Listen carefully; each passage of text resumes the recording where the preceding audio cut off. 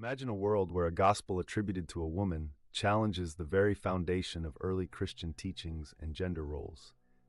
The Gospel of Mary is not part of the canonical Bible, yet it holds profound insights into early Christian thought and controversies. This ancient text, attributed to Mary Magdalene, delves into the cosmic struggle between material and spiritual worlds and challenges the male-dominated hierarchy of the Church. As we journey through its pages, we uncover a unique narrative that places Mary Magdalene not only as a close confidant of Jesus, but as a pivotal figure with teachings that stirred both inspiration and dissent among the apostles. Mary Magdalene's role has often been misunderstood and misrepresented throughout history. Traditionally, she's been wrongly labeled as a penitent prostitute, a notion that has taken root in popular culture and religious teaching, but lacks biblical substantiation. This misconception was notably reinforced by Pope Gregory I in a sermon in 591 AD, when he conflated her with other women mentioned in the New Testament, casting her as a repentant sinner. The Gospel of Mary offers a fresh perspective, portraying her as a vital spiritual leader with deep insights into Jesus' teachings. This portrayal aligns with recent scholarly efforts to reclaim her historical and spiritual significance, illustrating her as a key figure in early Christianity who may have represented a sect or group that saw her as a leading figure alongside figures like Peter. The Gospel of Mary was first discovered in 1896 within the Berlin Codex, a 5th century papyrus codex written in Sahidic Coptic. This codex, acquired by German diplomat Karl Reinhard in Cairo, also includes the Apocryphon of John, the Sophia of Jesus Christ, and a summary of the Act of Peter. Despite being popularly known as a gospel, scholars often hesitate to classify it as such because it doesn't primarily focus on recounting the life of Jesus, but instead relays teachings attributed to Mary Magdalene.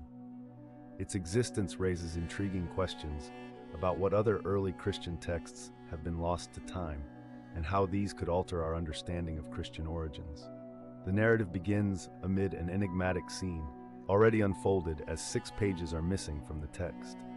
Jesus addresses his disciples in a post-resurrection setting, discussing profound topics such as the nature of matter and sin. Upon his departure, the disciples are left perplexed, but it is Mary who consoles and encourages them. Peter, acknowledging her unique relationship with Jesus, urges her to share the wisdom she received from the Savior. This scene is pivotal, illustrating Mary as not only a witness to Christ's resurrection, theologically significant as the first who encountered the risen Lord, but as a spiritual guide to her fellow disciples. Mary recounts a vision where Jesus praises her for not faltering at his sight, introducing the concept that true treasure lies within the mind. She questions him about visions, and Jesus explains a triadic composition of the inner self, consisting of soul, spirit, and a third aspect that perceives visions. This concept aligns interestingly with Platonic traditions, indicating an overlap between Hellenistic philosophical ideas and early Christian thought.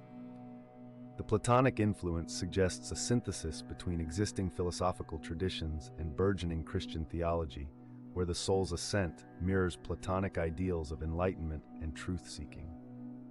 This intriguing conversation abruptly halts as 4 more pages of the manuscript are missing, a gap that leaves readers yearning for a complete picture, much like many ancient texts which come to us fragmentary.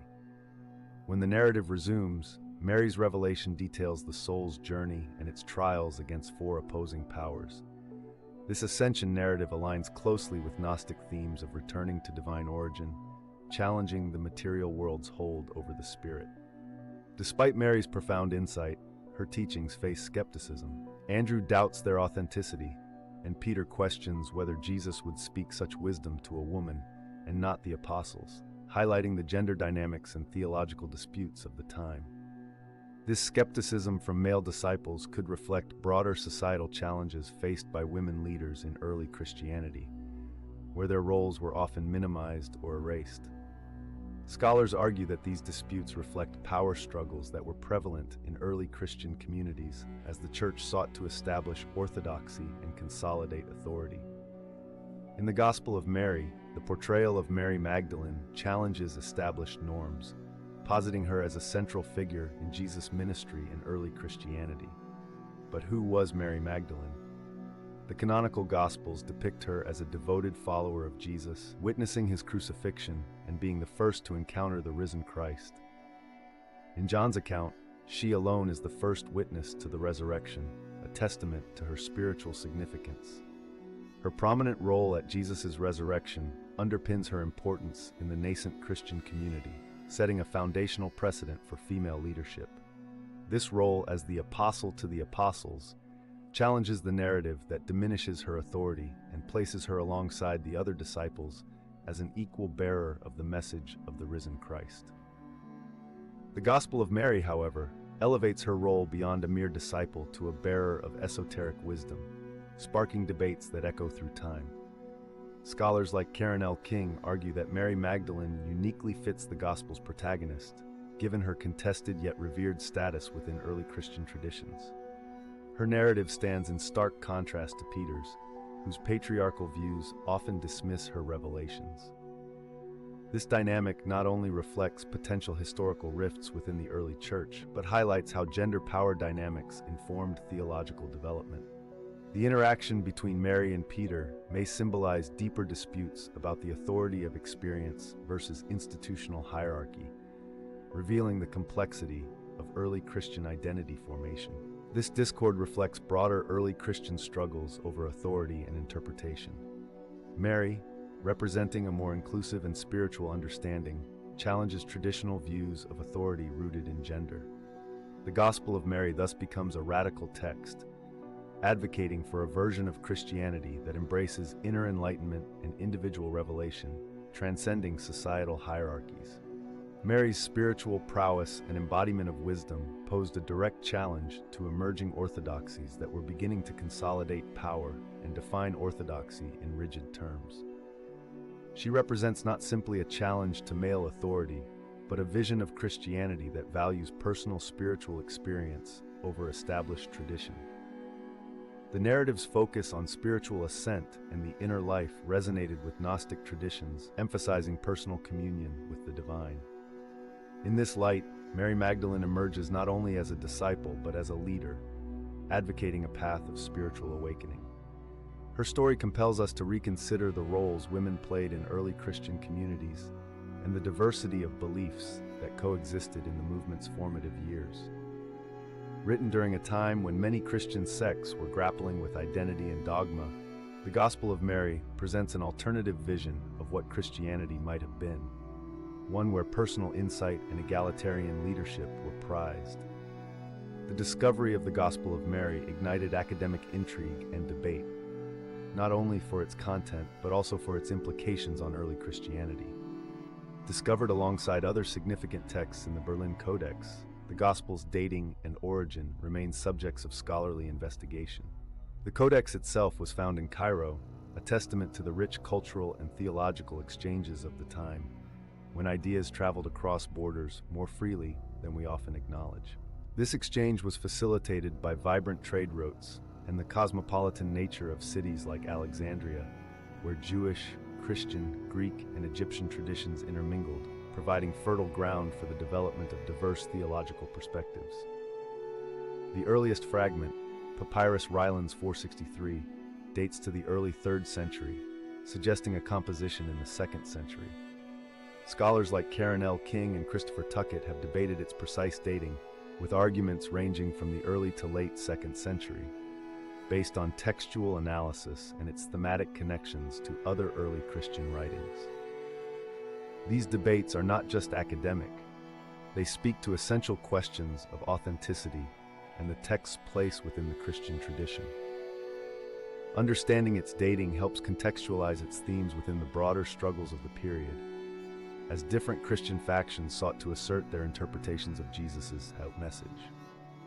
This dating places the Gospel of Mary amidst a thriving but contentious period in Christian history, where diverse theological views vied for dominance. Its Gnostic resonances, emphasizing hidden knowledge and spiritual liberation, contrast with emerging Orthodox Christianity's focus on ecclesiastical authority and creeds. The text, therefore, becomes a point of contention in the broader discussion of what official Christianity looked like, and what voices were ultimately marginalized or silenced in the process of canon formation. Gnosticism, often characterized by its emphasis on esoteric knowledge and spiritual transcendence, posed a significant threat to the institutional church's efforts to define a cohesive and unified doctrine. The Gospel's Gnostic elements, identified by Feem Perkins and others, align with its portrayal as a revelatory dialogue, where Jesus imparts wisdom about divine truths and inner transformation. Such dialogues are characteristic of Gnostic texts that seek to uncover the hidden dimensions of spirituality, often obscured by material existence. This esoteric knowledge challenges readers to consider how early Christian communities might have shared and valued knowledge, and the diversity of beliefs that early followers of Jesus might have held.